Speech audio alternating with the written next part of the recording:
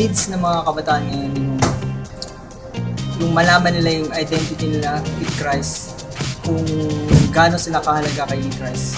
Kasi yung iba dahil sobrang confused nila, nagkakaroon ng struggles, nagkakaroon ng clash of emotions. So nangyayari is, lalo sila nade-depress, nag-emo. Pero hindi kasi life here on earth are supposed to be enjoyed Nice. to the full. Excited sa Switch kasi at least may branding na, may parang identity na yung youth sa life church. So this time, magkakaroon na talaga sila with almost same age group na pare-parehas ng trip, pare-parehas ng gustong gawin sa buhay, pare-parehas ng problems kadalasan sa buhay. Yun, magkakaroon na sila ng talagang not just family but really group of friends, yung natawag natin barkada.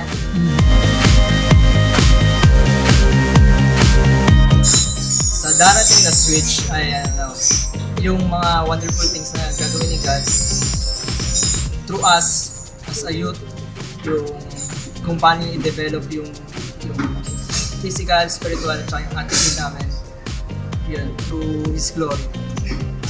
Fun moments with not just with us or yung sa kapwa namin, pero fun moments with God. It's fun to be with Him. Join Switch Life Group. Whoever finds God finds life.